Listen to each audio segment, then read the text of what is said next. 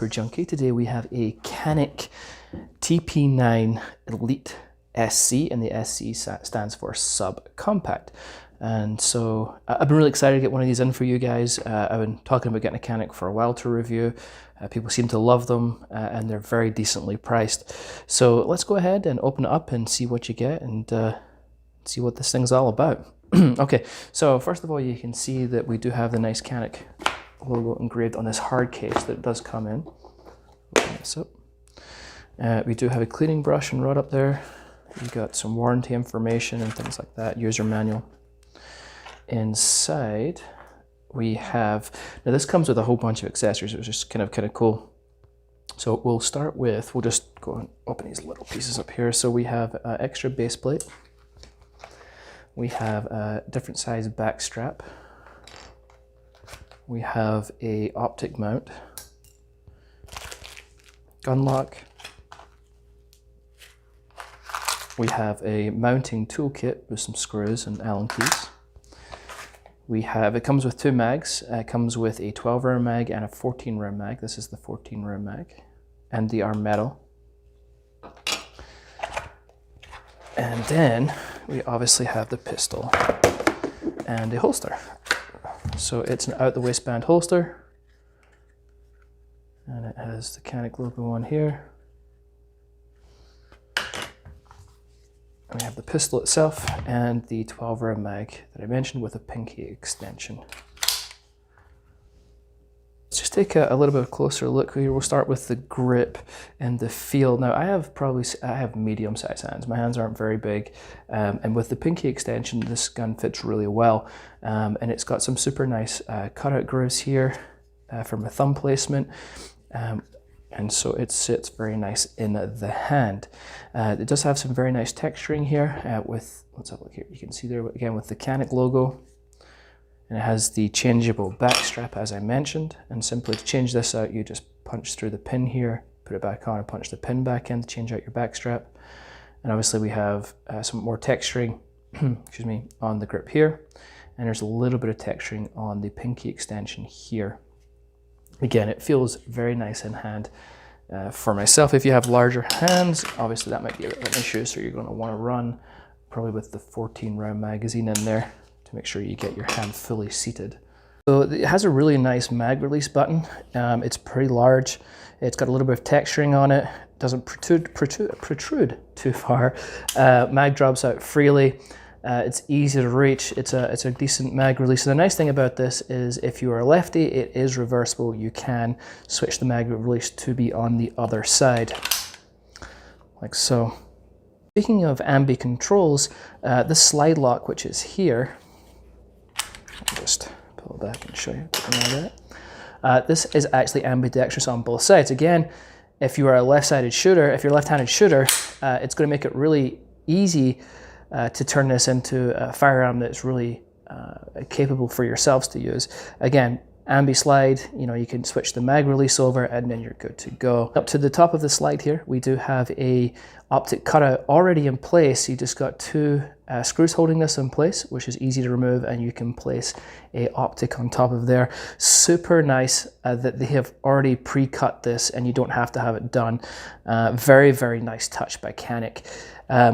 Moving to the sights, they're nothing really to write home about. You've got the black serrated rear sight and then just a single white dot on the front, which daytime use is just fine, but it is not a night sight.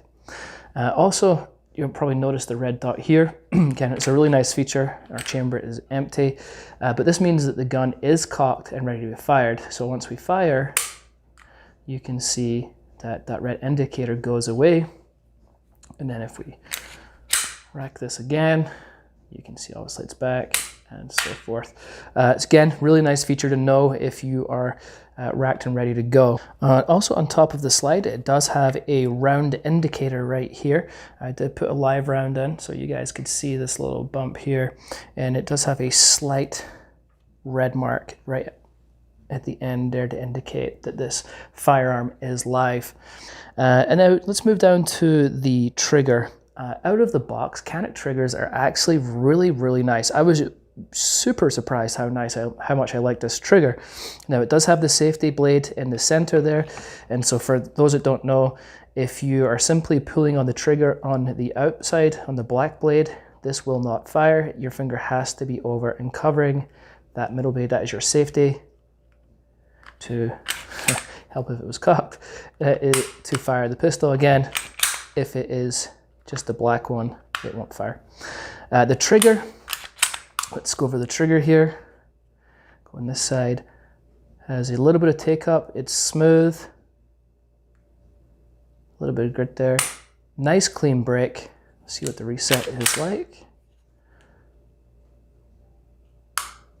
That is a short reset. That did not take long to reset. Very audible, tactile. Very nice, very, very nice trigger. Go ahead and see what the trigger pull weight is. Get this on here.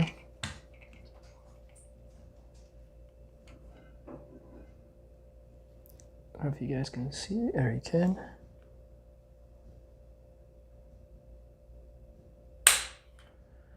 Came in at just under 6 pounds. Let's try that again. See what we get. Well, I'll just try and get it down for where my finger actually would be. 5.5 pound trigger pull.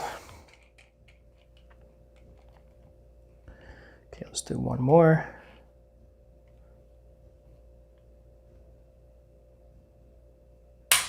£5.5 again. So 5.5 pound trigger pull feels about right. It's very smooth, very, very nice trigger, very nice reset. Very, very happy with the reset on that. So some of the other guns that I own, that I use often, this is my Glock 19 Gen 5, and this is my 6-hour P365.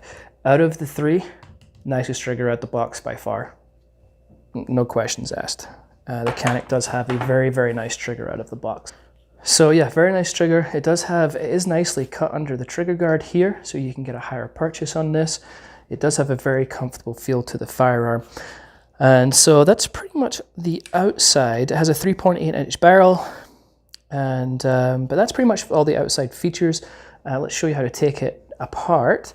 So again, make sure you are on empty, pull the trigger, and then I mentioned these two, there's a tab here and a tab on this side.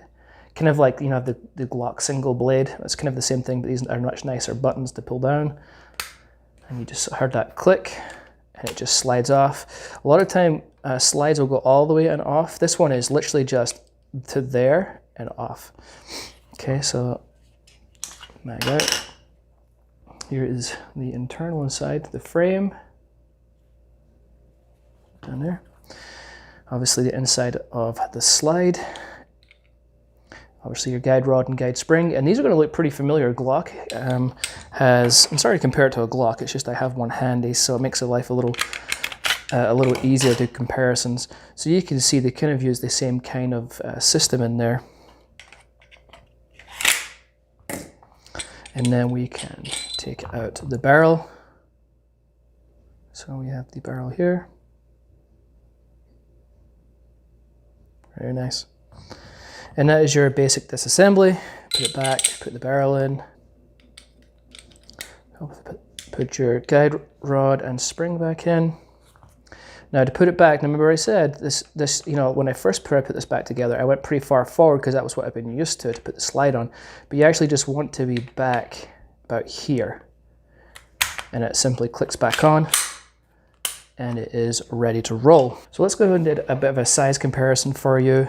This is, as I said, it's classified as a subcompact. It does feel a little big to be a subcompact, and a little thick to be a subcompact. But I want to give you a size comparison so you guys can get an idea of the size. That's pretty much, sorry if you can't see, let me turn it this way. It is pretty much identical to the length of my Glock 19, lengthwise. I would say the Glock 19 is a tad thinner.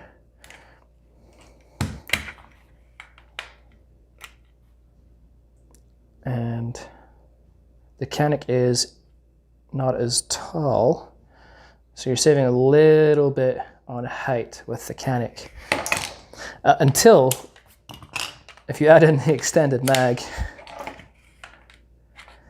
and you are longer than the Glock. Or tall, you know, the height-wise, it's going to be taller. So it's definitely a bigger subcompact. And to give you an idea, sorry, this is my Sig Sauer P365. This is my concealed carry. This holds 10. Again, this one's 12. The size comparison there, the Canik is a lot thicker. It's a lot longer.